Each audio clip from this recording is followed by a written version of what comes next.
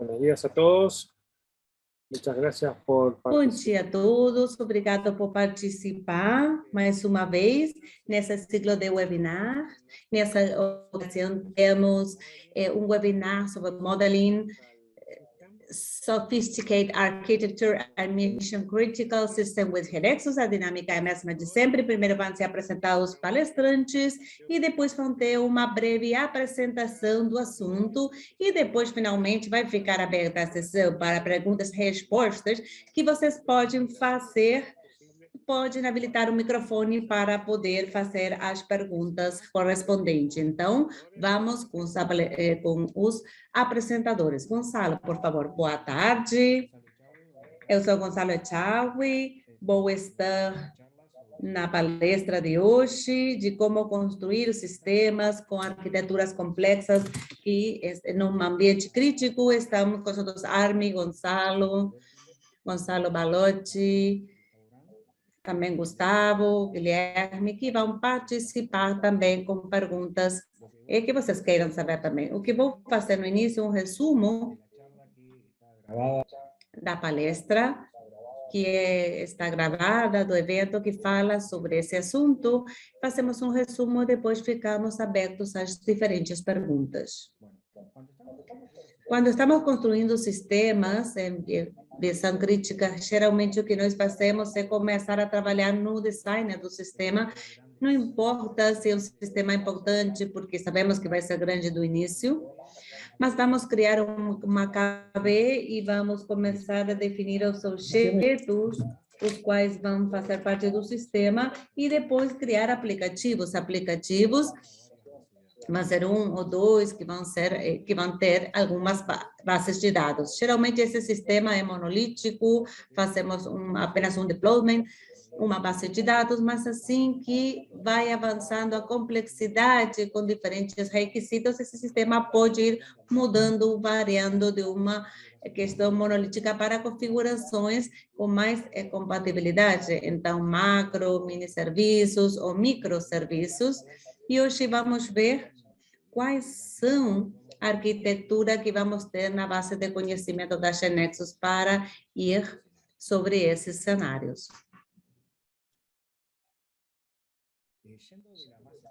Indo da que está na cor azul, que são os monolíticos, para microserviços, passando por macroserviços e mini-serviços, o que devemos levar em conta é que nós ganhamos indo de monolítico para microserviços, ganhamos flexibilidade, agilidade e complexidade assim que vamos passando de um para outro. Se temos apenas um único sistema monolítico e quando vamos indo para outros sistemas, logicamente vamos tendo flexibilidade entre eles, mas o que vamos perdendo? Consistência de dados, o ICID que temos com monolítico, que sabemos que tudo pode ser trabalhado em um único lugar, que é a estrutura anatômica. Então, quando vamos indo para microserviços, essa consistência devemos, ao menos, considerá-la de uma outra forma. E vamos ver as diferentes alternativas que temos na construção da base de conhecimento. Um exemplo, quando temos um monolítico, temos uma base única de conhecimento, vamos ter também uma base de dados também única e uma KB. Dentro podemos ter um sistema, um aplicativo mobile, não importa os canais nos quais se distribuam esses aplicativos ou que tenham para ser uso dos usuários, mas importa como é construída. E essa construção normalmente está tem uma base de dados, uma web app, e temos, então, a integração é única, também um sistema é também, então não tem inconvenientes. Isso, quando vamos mudando por algum motivo, podemos ter uma única KB, ou seja, vamos ter nesse sistema que possivelmente vão ter diferentes deployment units, mas todas na mesma base de dados. Toda a administração de dados em apenas um único lugar. aqui ganhamos que o deployment pode ser sobre diferentes deployment units, e quando atualizamos uma, não temos que baixar e subir apenas um aplicativo mobile. Não temos esse tipo de problemas de estar com esses aplicativos. Como construímos isso? Se construi da base de conhecimento, temos um deployment que se coloca nos mails, onde podem se ver esse deployment. Temos uma única base de dados, portanto, quando temos que levar em conta essa base de dados para saber onde pode estar, onde vai estar. E depois temos outra possibilidade quanto à construção do sistema que estão se fazendo. Aqui temos uma única base de conhecimento, aqui temos outras bases de conhecimento com N bases de dados, mas sem redundância entre elas. Não compartilham tabelas.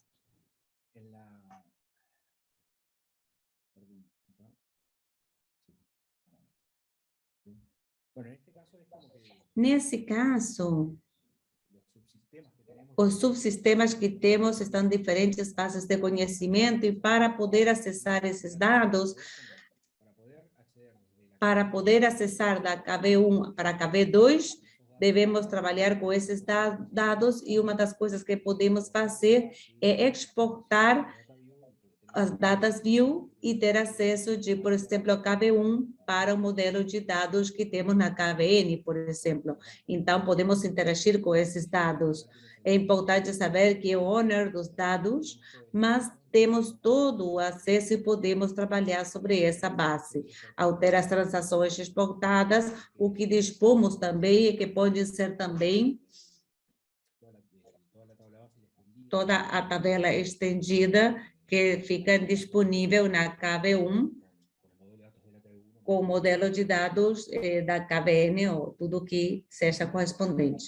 Uma alternativa a isso é, em vez de exportar as transações, o que pode fazer é na KVN se construir um módulo, se destrói o pacote e esse módulo se transporta na KB1. Então, aí o que temos é que o módulo de interface, um módulo que podemos ter um procedimento que possamos trabalhar nos dados que estão na KVN, mas o que perdemos que não podemos acessar as transações definidas na KVN, porque estamos acessando por meio de outro módulo, mas é uma alternativa viável também. Isso seria o melhor dos dois mundos, ter os módulos, tem pacotes e distribui as transações criando data views, onde também se vê nesse subsistema que está numa outra base de conhecimento. Isso que vocês sabem, quando há pacotes aí, se distribui módulos, os binários, aqueles processos que são parte do interface, que isso também é acessível, e poderia ser, por exemplo, organização de dados. A partir disso, ou pode usar também as transações e acessar as tabelas que estão na KV e trabalhar nesses dados. Mas em nenhum desses casos temos tabelas duplicadas ou repetidas, nas quais devemos trabalhar sobre a réplica de dados. Nesse caso aí, no caso que agora temos dois KV, dois subsistemas, mas que compartilham tabelas. Nesse caso que devemos saber, mais do que nunca, quem é o dono dos dados para que seja que atualize os dados. E um dos mecanismos a usar é, por exemplo, se o owner dos dados da KB1, a KB1, vamos ver, modifica um dado, então, de alguma forma, se atualiza o dado que está na KVN. Mas esse processo, um processo assincrônico, pode falhar, devemos ter certeza de que seja potente, para que não se grave N vezes o mesmo dado. Isso leva a que devemos ter especial cuidado com isso. E outro mecanismo que pode ser usado para quando temos essa réplica de dados é, em vez de sincronizar os dados replicados numa tabela de outra base de dados, é usar um NBAS, que o que faz é, de alguma forma,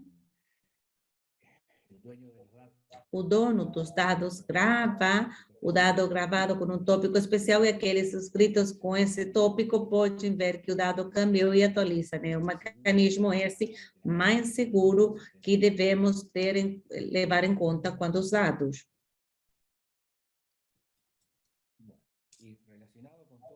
Relacionado com todo esse mecanismo, a arquitetura, quando vamos mudando, migrando de KV monolíticas para KV, que podem estar no ambiente de serviços ou de microserviços, é importante dizer que incorporamos o Lati Option, que nos permite ter micro-DAWI que tem uma layer dentro do objeto mesmo.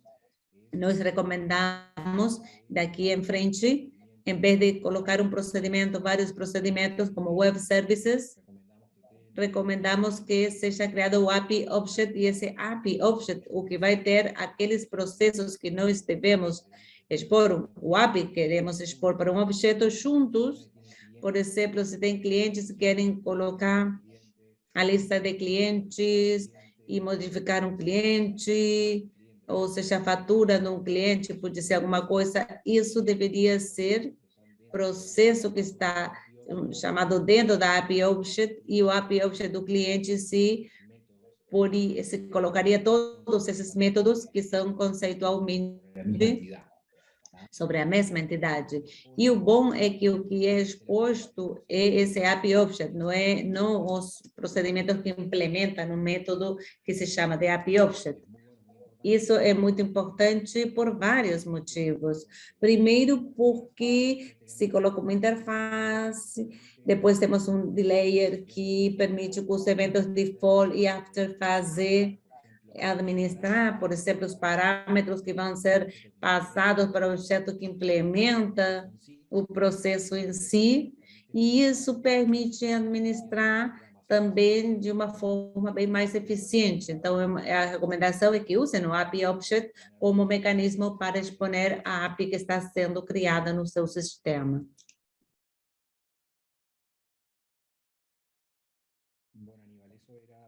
Bom, Aníbal, essa era o nosso resumo da palestra. Se esse foi o resumo, então agora queda habilitada a instância de perguntas. Então, a audiência, convidamos a fazer perguntas a nossos palestrantes. Vamos ver o que vocês querem. Temos o Gonçalo Echaui, Gonçalo Balotti, tem o Paulo Massili, Gustavo Brown. Temos uma equipe de primeira linha para vocês fazerem todo tipo de pergunta que vocês queiram fazer. Bueno, si no tenemos preguntas, voy a arrancar. Se não há perguntas, então vou começar eu com algumas que tenha por aqui.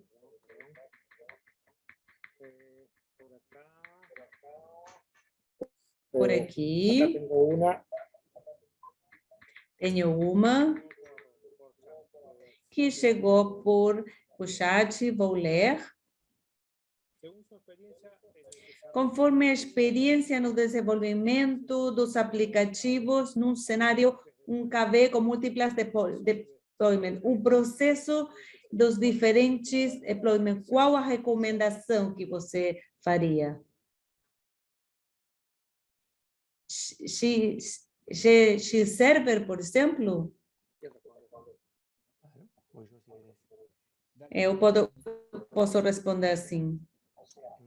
Ou seja, na verdade, a implementação é feita por meio, a partir da informação que está no objeto que se chama Deployment Unit, numa base de conhecimento. No objeto Deployment Unit, a gente pode declarar que objetos são aqueles que vão ser implementados. Depois, o assunto El proceso de O despliegue processo de implementação e manutenção de ambiente para a implementação é feita por meio da informação que há no environment e nas versões. As versões permitem armar diferentes linhas de desenvolvimento e os environment, dentro dessa linha de desenvolvimento, declarar diferentes ambientes, ambiente.net, Java e ambiente.net, e as versões, que são diferentes linhas de produção, que podem ser versões que vai para a produção, linha de produção que já constrói a próxima versão. Todos esses objetos ou partes de uma base de conhecimento mencionadas podem ser declaradas numa base de conhecimento e o repositório central do conhecimento se é salvado em distintos G-Server, que mantém todos os repositórios centrais onde está todo esse conhecimento das diferentes linhas de produção, dos diferentes ambientes e das diferentes deployment units, unidades que são implementadas. Na verdade, G-Server pode ser usado em cada um dos projetos como o repositório central ou aquele que tem todas essas informações por meio da qual se arma todo o processo de implementação. Perfeito. Eu quero comentar sobre o que se falou. Quando estamos trabalhando com uma base de conhecimento corporativa, onde há vários desenvolvedores, não há outra opção que usar G-Server, ter as working copy para cada um dos desenvolvedores, a fazer os updates desses repositórios centralizados. E depois, sobre esse repositório centralizado, vão ser definidos todos os lines nos quais se faz parte da implementação. O processo em si é bem mais complexo, mas sim o que se faz finalmente é a implementação em algum lado. E se já estamos falando, é muito importante que quando estão construindo a base de conhecimento, essa base de conhecimento, de missão crítica, é muito importante para os desenvolvedores, quando estão trabalhando nos módulos, construam as unit tests correspondentes para que sejam testadas pelo desenvolvedor. E quando sejam comentados e se realiza o processo de G-Server, é muito importante que se incluam para evitar problemas de testing. Gonçalo, duas coisas. Você pode deixar de compartilhar e quando você fala, se aproximar do microfone, por favor? Muito obrigado. Tenho por aqui outra pergunta de Christian Setecelsa. Existe algum manual de práticas para migrar um projeto importante, grande? É uma boa pergunta. Para migrar projetos, isso seria para migração de versões da GeneXus? Aí a documentação que nos a una de las versiones de GeneXus, información macro de qué cosas a tener. Informações macro de que coisas levar em conta quando se quer convertir uma base de conhecimento para uma nova da GeneXus. Você está em Java com GeneXus 15, você quer migrar para Java no mesmo ambiente, mas para GeneXus 17 ou a última versão. Então, nós temos informações de que levar em conta e que passos dar no processo de migração. Isso envolve como administrar as instâncias de GeneXus Server, como administrar as bases de conhecimento nessas instâncias, e envolve que passos dar para conseguir um novo ambiente e que teste realizar, que coisas considerar de compatibilidade, como aproveitar as novas vantagens e depois, se os aspectos de compatibilidade devem ser considerados e, além disso, as boas práticas de testing, que pode ser tanto por meio dos artefatos para o teste que temos na GeneXus, mas também por meio de ferramentas que permitam, de alguma forma, ou ajudam a identificar se tudo vai continuar a funcionar bem, melhor, ou como vai continuar a melhorar, como, por exemplo, ferramentas de comparação de navegação. Ou seja, aí há ferramentas que ajudam também para Yo isso. iría por el lado de las... Eu iria, por exemplo, iria- pelo lado, nesse caso, pelo lado das Relinox. Se há migração de sistema, por exemplo, quedadas en el tiempo, por ejemplo, aplicaciones paradas no tempo, aplicativos de interface Windows, por exemplo, e de migração para webs, disso há informação no wiki nosso, mas também o que mais tem experiência são aqueles que dão serviço, diferentes empresas do ramo, ou partners nossos, que deram serviço de migração e que têm experiência a respeito. Muito desse conhecimento, dessas empresas que compartilham conhecimento, está em vídeo e apresentações compartilhadas, onde eles falam sobre a sua experiência e conhecimento em eventos da Genexus. Ou seja, conforme a que migração está fazendo ou planejando fazer, podemos dar links para diferentes materiais audiovisuais e documentos, ou também referir a partners que possam ajudar quanto à migração. É isso. César comenta... Estaria bom que façam um exemplo com base própria com atualização cruzada. Gonça.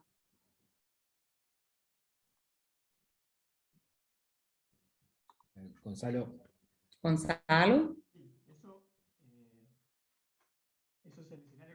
Isso é o cenário que o Gonçalo tinha comentado, onde estão os microserviços numa KV. Na verdade, nessa pergunta, não sei se, por exemplo, é a mesma KV ou diferentes KV, porque se é uma única KV, então, um exemplo poderia ser, é mais simples, porque a gente pode acessar diretamente da mesma KV e obter o conhecimento para as tabelas. Mas se temos duas KVs diferentes, para poder atualizar de forma cruzada, vou ter que incorporar as transações mediante data views. Então, por isso, é dependendo de se são KVs independentes ou não, a forma de solução. Igualmente, se temos algum exemplo, eu acho que é o caso de ter serviço e utilizar também data views. Ou se não, nesse caso também poderia ser um módulo que pusesse algum procedimento para atualizar os dados. Isso também poderia ser mais ou menos nesse caso. E o que o Gonçalo diz, se estamos em diferentes KV, há que colocar serviços. Se estiver na mesma, poder acessar por meio das transações, os data view. César nos pergunta. Bom, César pergunta, nesses casos, eu fiz uma migração nesses dias da minha KV desse 7.5 para o 6, tive um problema muito importante com o saque. Nesse caso, o que vocês recomendam? Abaixar para o 5 ou subir para 7? O que seria o mais recomendável? Ter dois ambientes para a mesma base de dados? Isso não afetaria o GAM?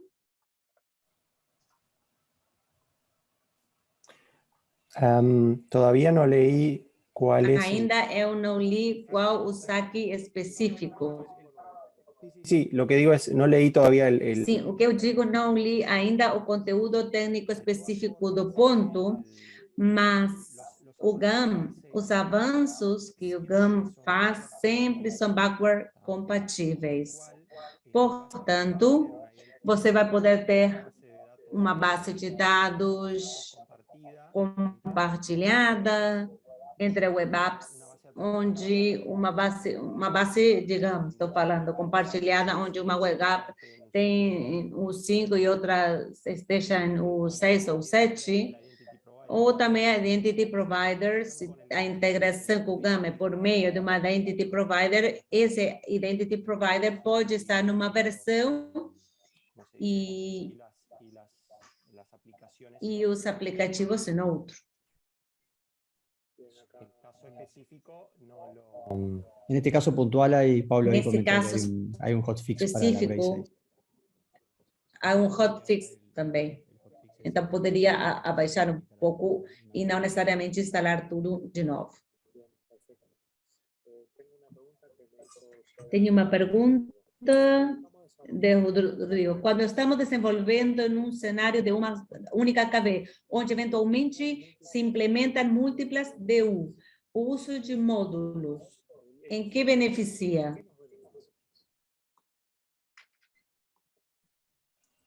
Bueno, el uso de módulos es O recomendado. uso de módulos é recomendado por nós, porque vai beneficiar mais para frente quando você queira, por exemplo, separar em diferentes KV. O módulo é muito importante para isso. Vai ser diferente separar a KV e depois fazer pacote com as interfaces.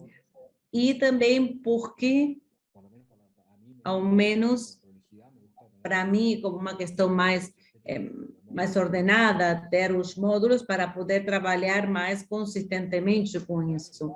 Mas, em particular, quando você vai dividir, e você vai ter que dividir essa KV em outras KV, os módulos são fundamentais, porque você vai saber que módulos levar para outras KV para poder implementá-los depois.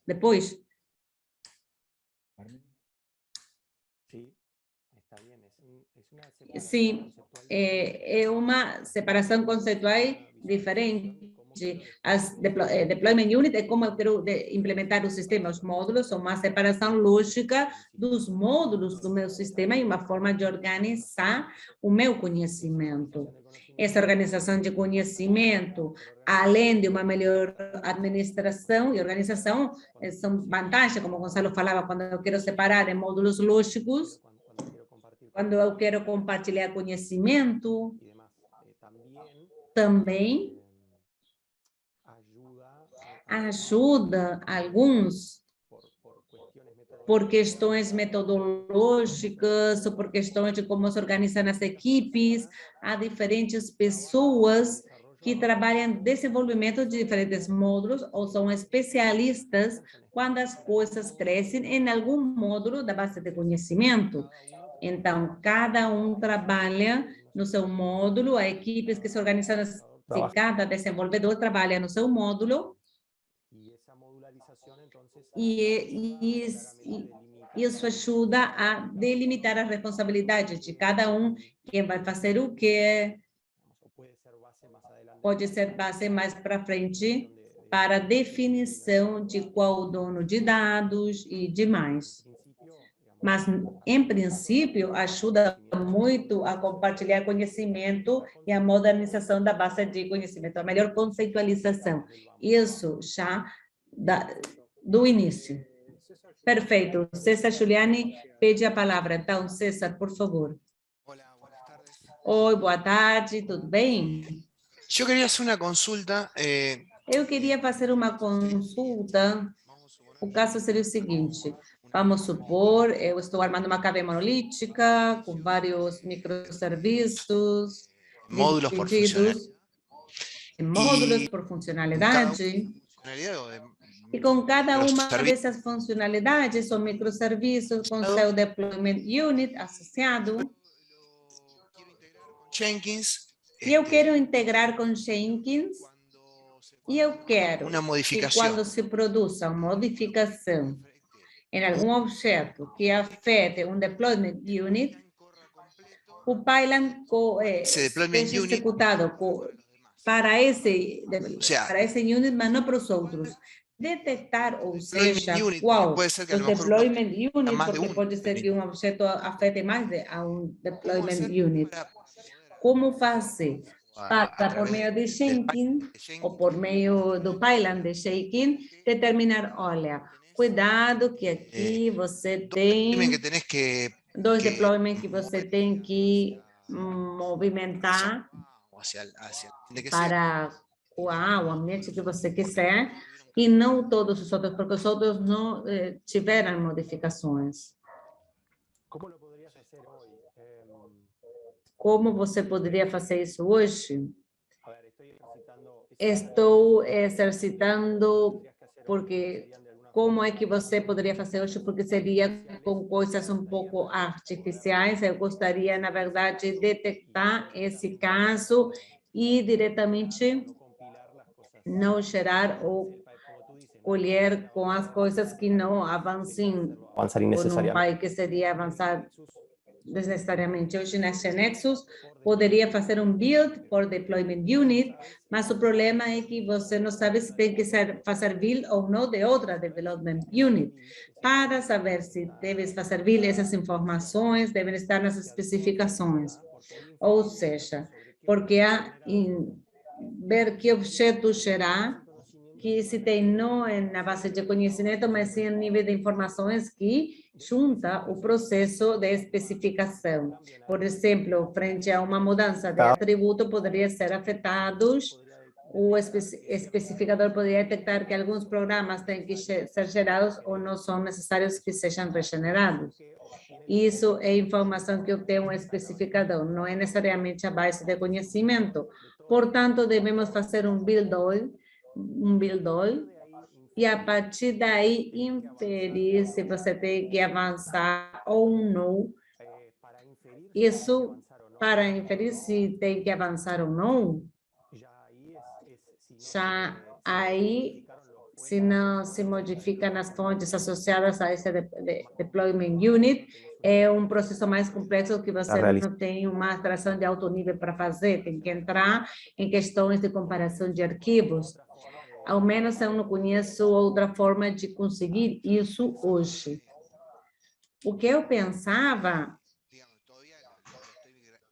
estou pensando a respeito, mas o que eu pensava era avançar todos os pylons correspondentes e, no final, comparar o objeto, o ponto CIP ou ARC gerado com o anterior e ver se há modificações. Se não há alterações, eu não faço a subida para o servidor. Isso seria.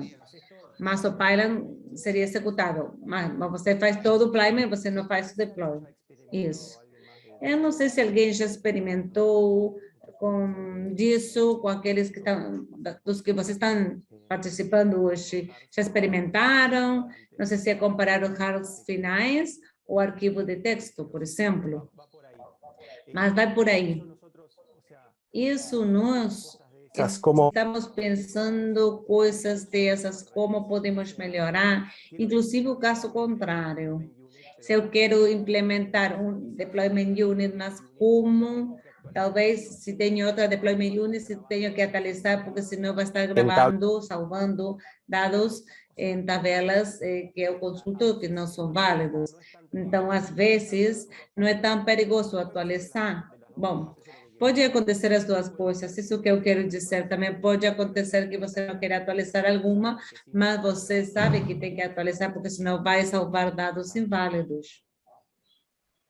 Ahí lo que hemos avanzado en el último año. Aí o que avançamos no último ano a respeito dos dados é que você possa, de alguma forma, configurar na base de conhecimento que não avance o processo de build, por exemplo, o que deu uma alerta especificamente de impacto quando há reorganizações que não são compatíveis para trás.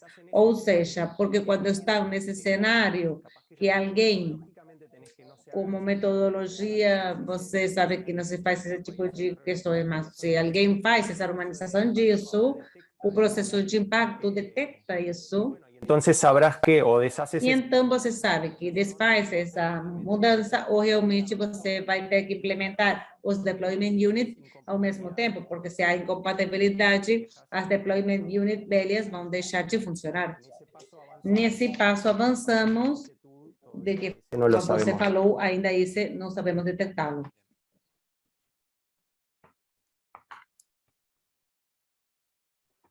Pregunta, alguien que quiera hacer alguna pregunta. Uma pergunta, alguém que queira fazer alguma pergunta do público? Posso falar? Hola a todos. Olá a todos. Há muitos casos, por exemplo, que eu preciso fazer uma consulta para vários web services, uma e outra. Alguma forma de Todos fazer multithread, que lo que posso chamar, sejam todas, que lo aguarde. que eu possa mandar para todos juntos? O sea, a ver si entendí. Vos tenés un web panel, ponele que tiene que Você tem um no sé, web conectar panel que varios web você services. tem que ligar vários web services. Você quer que todos sejam assincrônicos ou que você, ou assincrônicos ou sincrônicos para poder acompanhar cada um deles? Eu vou fazer um exemplo. Por exemplo, tenho um aplicativo CD que eu faço login. Depois que eu faço login, eu preciso que busque o saldo do cliente e eu preciso que procure os invoices, então tenho que fazer uma ligação para 3, 4 procedimentos e eu tenho que esperar, tenho que aguardar. Então, posso fazer todos ao mesmo tempo? Isso não acontece tanto para aplicativos quanto para aplicativos web. Você quer fazer um submit? Isso. Porque o que acontece é o seguinte, eu tenho um aplicativo que está toda feito na Nexus, e há um cliente que consome nossas APIs, mas está em Flutter. Então, o tempo de login deles é bem mais rápido do que nós, porque se tem que consumir 3 APIs, se consome o login e depois tem que consumir as outras. Então, o tempo de resposta para que se abra uma thread, o tempo de login é bem mais rápido. Isso também acontece com nossos aplicativos web, como quando, por exemplo, a pessoa tem que tirar uma foto do documento, então eu tenho que consumir vários serviços e terceiros que vai fazer a validação, liveness, verificação do documento. Então, alguns deles demoram muito mais no tempo, então eu tenho que aguardar, então depois eu vou para outro. Então, para mim seria bem mais fácil se poderia abrir uma thread. Então, o que nós fazemos hoje é que desenvolvemos uma outra API que trabalha com redes. Então, os tempos são menores para nós, o tempo de resposta. Então, não sei se há alguma forma de criar um multicred em nossos aplicativos. Eu acho que o que você está pedindo é que o for possa ser em paralelo e que possa ser executado, por exemplo, vários Project Nexus. Isso hoje ainda não temos, está no roadmap para permitir melhorar o que é isso nos aplicativos em simultâneo, mas há uma forma que, como o Gonçalo falava, que é fazendo os procedimentos. Ou seja, se você faz os procedimentos como parâmetros, você tem uma ID para depois obter um token que identifica o resultado e depois, com cachê ou com a sessão, o mesmo dentro da base de dados, você pode ter flags específicas que estejam monitorando e quando termine, sim. Sim. Essa é uma possibilidade.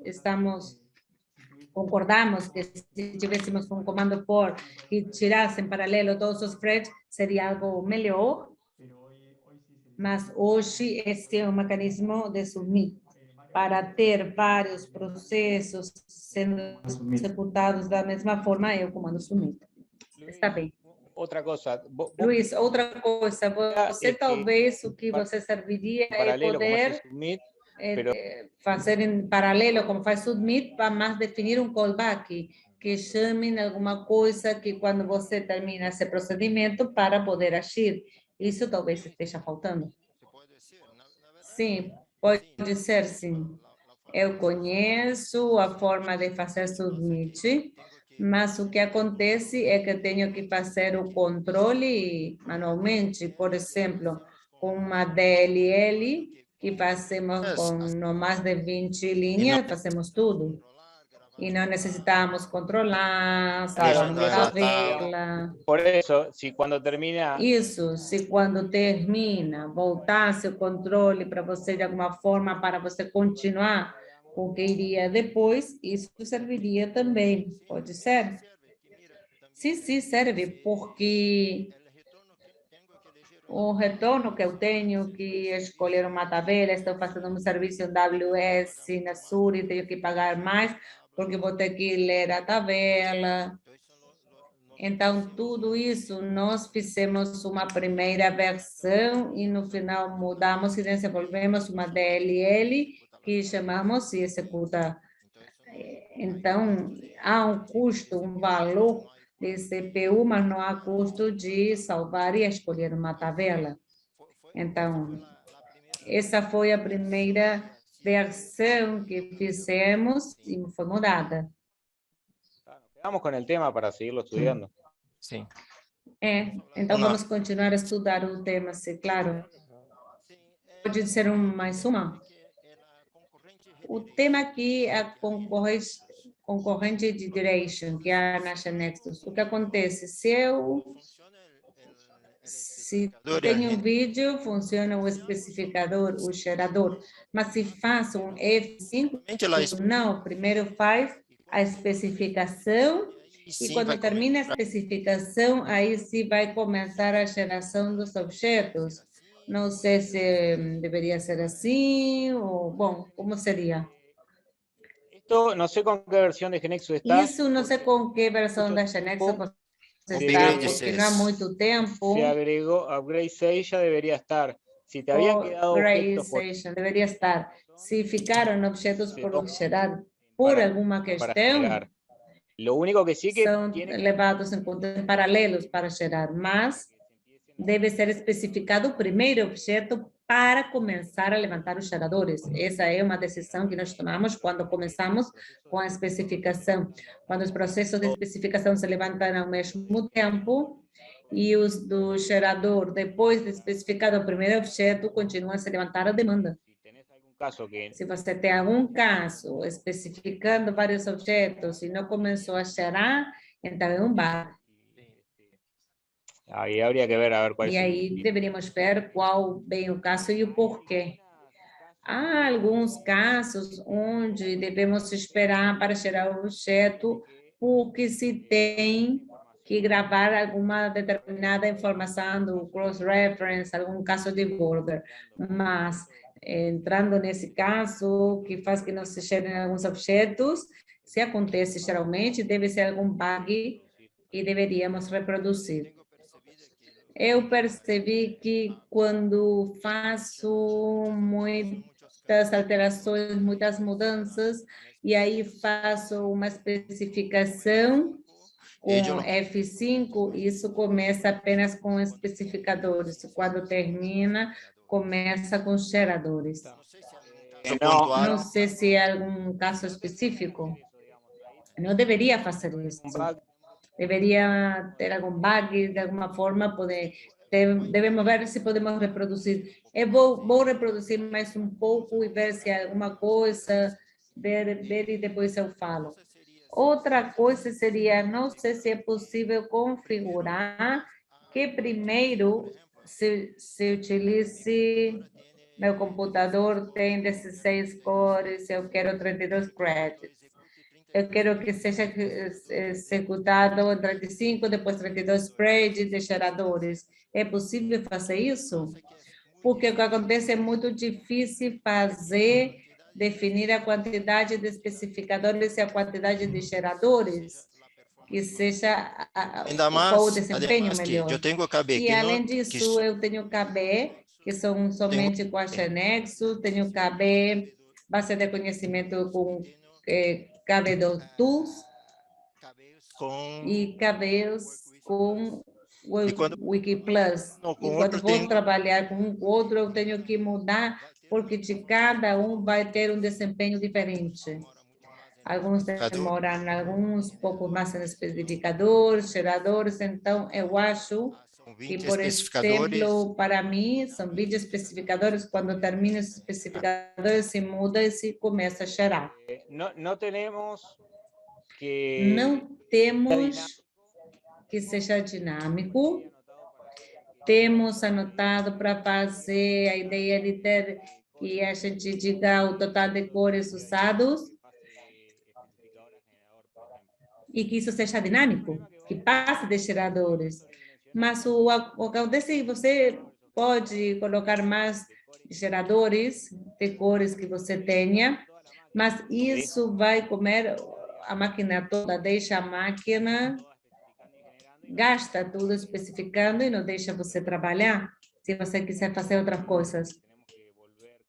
Então, aí devemos voltar com esse assunto de passar de tantas cores especificando quando já não há nada mais para especificar, que comece a usar mais cores para gerar, por exemplo.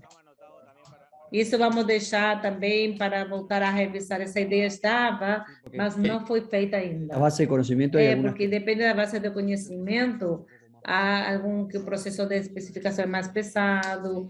Então, não é automático de ser sempre falar de especificações, porque às vezes é melhor deixar mais curto o processo de especificações, mais rápido. E outra Isso vai gerando isso. E outra coisa que, quando se muda a quantidade de geradores do especificador, Cerrar Renexus e abrir novamente. Sí. que não seja necessário fechar Genexus e abrir novamente, porque mudamos, temos que fechar e abrir novamente para assumir a nova configuração.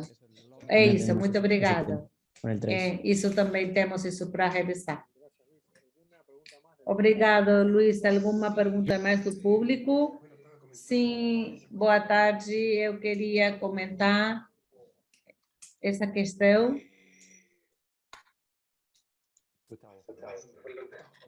Gustavo, é o que o Gustavo falava. Muito obrigado, Armin.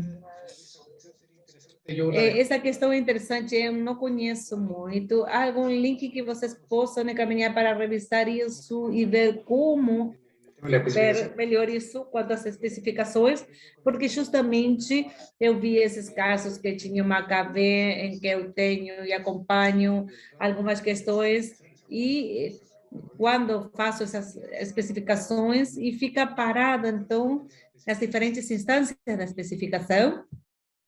No sé, en mi caso, se puede No meu pasar caso, minutos sin hacer pode absolutamente passar nada. 3, 4 minutos sem fazer nada e depois começa a especificação. Depois começa a especificação.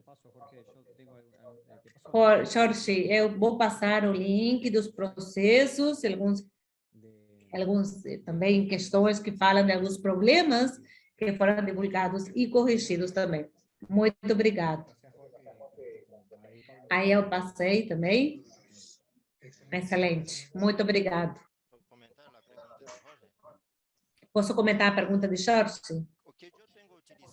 O que eu utilizei para as KVs, que são apenas com a Genexus e com KV Tools, é que, na verdade... Por exemplo, para cada 3 especificadores, são 7... A cada 3 especificadores são 7, o dobro de geradores. Isso me funciona bem. E o que acontece é que quando termina de fazer as especificações, com um pouco mais de tempo, se dá a geração. Para as KVs com Working Wiki Plus, isso não funciona, porque a especificação é bem mais demorada. Então, deve ser definido que a metade para a especificação e a outra para gerador. Porque o início, principalmente em Viola, até 50% a 60% dos objetos se gasta muito mais tempo para especificar do que para gerar. Depois, não disse configurações funciona que bem. a mim tem Então, configurações que trabalham melhor nas 3 situações, sem os patterns, com KV2 Tools e WordPlus. Muito obrigado, Luiz. ¿Alguma outra pergunta? Tenho aqui, da Virgínia.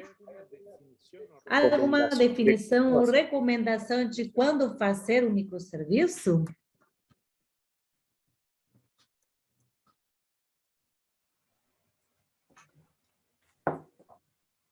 ¿Cuándo hacer un microservicio? Quando fazer um microserviço? Depende. Quando o Gonçalo mostrou nos slides, mostrou onde mostrou uma progressão para os dois lados, monolito, passando por mini serviço para microserviços, ou ao contrário, e cada um deles tem vantagens e desvantagens. Então, dependendo do que você está procurando, convém fazer microserviço ou não. Microserviços vai precisar mais administração, você vai ter mais temas ou assuntos, os dados. ¿Sí? ¿Decís vos? Sí, exacto. Desculpe, mas não me sai. E quando vamos para o lado do monolito, você está numa base de dados sem réplica, então você não tem os dados sempre são consistentes. A consistência dos dados, isso eu queria falar especificamente. Igual não há uma receita que diga quanto ao serviço, quando tem uma KV, um módulo, ou certa definição específica. Não há uma definição. Sim, podemos ver de quando foram feitos os microserviços ou não. Gonçalo Balotti, sim, fez no Uruguai essa implementação, mas era necessário, mas é uma implementação para esse caso. Se for outro caso, então, não é necessário fazer um microserviço, por exemplo. Também depende muito do tamanho do equipamento. Se são poucos, é provável que tenha uma questão dos serviços e que seja gerada mais coisas negativas do que positivas. Geralmente, microserviços a gente usa quando, por exemplo, módulos bien separados. Há funções e módulos bem separados, com equipamentos totalmente diferenciados no que faz, e tem com um painel diferente de deployment. O ciclo de vida de um módulo é bem mais rápido que se seja outro. Então, aí sim, devemos aplicar microserviços, porque permite implementar cada módulo, que num monolítico você tem que implementar todo cada vez. Então, num equipamento separado, isolado, com responsabilidades diferentes, aí sim convém uma arquitetura dessas, mas se for um equipamento mais coesivo, pequeno,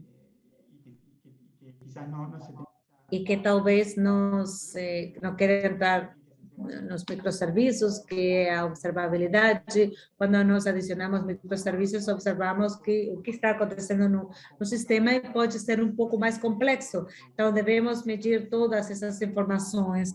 Não há uma receita única. Depende muito do equipamento, essa realidade e a velocidade com qual tem que interagir nessas funcionalidades cada equipamento. Isso é o que define o uso dos serviços. Perfeito. Mais uma pergunta aqui. Para autentificação, é recomendável o uso de GAM sempre? Sí. Sim. Con el GAM es que usted... Com o GAM, vocês podem modelar o nível de segurança que vocês querem, autenticação, segurança, permissões, funções.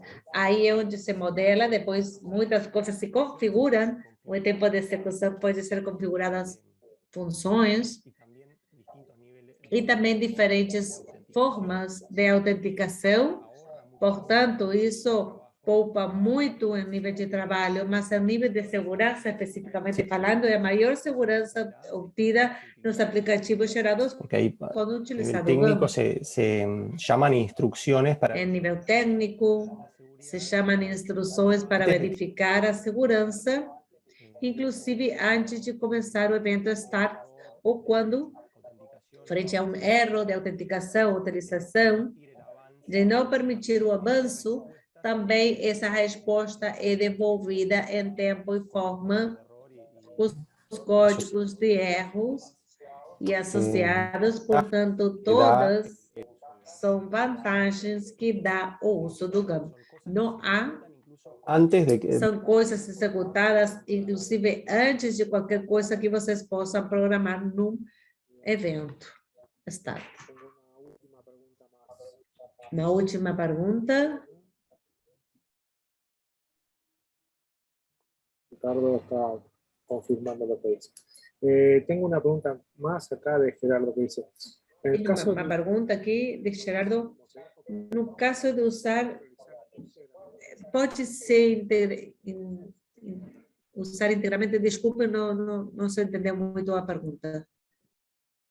Sí, a ver, el event bus es una forma de comunicar. No caso de usar event bus, como se diz para replicar os dados, se pode realizar integralmente desde Genexus? Essa é a pergunta.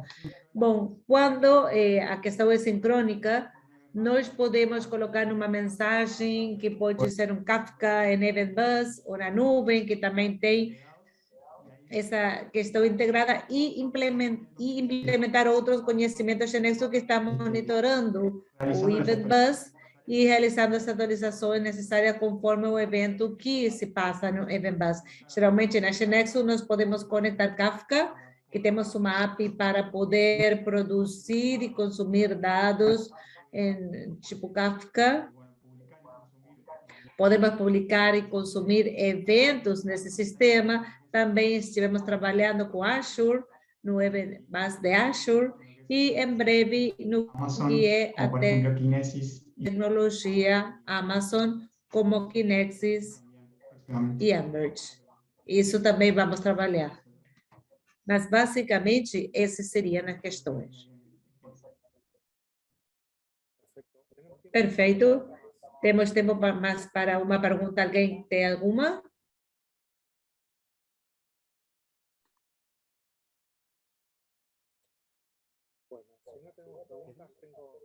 Se não houver... Da primeira pergunta que fez... Não me lembro agora o nome. Christian. Da primeira pergunta que Christian fez quanto à migração, aqui na internet tivemos a dúvida ou se estava falando de migração quando que é passado um esquema de arquitetura para outra e tem tudo numa base de conhecimento e quer separar o código em múltiplas bases de conhecimento. Aí temos experiência baseadas em alguns projetos, onde o primeiro que se faz é modularizar a base de conhecimento. Se você quer passar de uma KV e você faz uma implementação monolítica e quer ter várias bases de conhecimento, então, de um lado, os módulos e de outro, os deployment units são os primeiros objetos que você começa a utilizar e começa a modularizar a base de conhecimento. Luego de extirpar de alguna forma. Trata, então, de tirar o módulo que esteja mais isolado de todos, dependendo do sistema, aquele que esteja menos aislado. Menos junto com o resto e que funcione de forma mais isolada. Esses seriam os primeiros passos. O primeiro seria maior modularização e depois já a identificação de qual é esse módulo. E depois se começa a separar numa outra base de conhecimento, se decide como executar esse outro módulo, se vai num deployment unit diferente, web app diferente. Então, você vai ter no início, depois do monolito, o primeiro que começa a ter 2 web apps, e vai precisar que o usuário se movimente de uma web app para outra. Então, isso você faz em geral, conforme o modelo Google, de um lado uma web app de Gmail, outra de Google Docs, e uma terceira que é o Identity Provider, que permite o sign-on, usando a tecnologia, passar de uma para outra sem ter que voltar a fazer login. Isso, de alguma forma, é processo de migração. Com migração, você se referia a esse tipo de migrações. Ele falou que queria, Tá. estava interessado em conhecer mais a respeito. Claro, no, o sea, Mas crear- basicamente o que Armin diz, criar os módulos, trabalhar sobre os módulos. Nós trabalhamos em projetos muito grandes e com Armin trabalhamos também com isso. una cabeza como monolítica, como dicen, y Começamos com Macabé, monolítico, e sabíamos que en algún momento, começamos digamos, eso iba a ser os importante. módulos. Eso es la Isso primera iria ser definición, importante, digamos, ter módulos e development unit, a primeira definição que devemos ter para chegar a construção de arquitetura da KV como ao menos de serviços. São todas development unit apontando a mesma base de dados. Perfeito, não temos mais tempo, apenas Sociales, ¿no? alguns avisos. O primeiro é comentar que na próxima quinta, 16, temos o último webinar, que vai ser De la mano de Armin, 2022, que Armin vai falar também. Portanto, preparem as perguntas, esperamos por todos vocês. E também, como estamos fazendo em todos os eventos, lembramos que os fóruns, Xenexus, que estamos utilizando ativamente, estão em modo reloading e vamos passando para CoFlow. Então, algumas perguntas ou coisas que queiram fazer, podem começar, então, a fazer. Então, por isso, é tudo. A gente se vê na próxima quinta-feira e obrigado a todos pela sua participação. Até mais.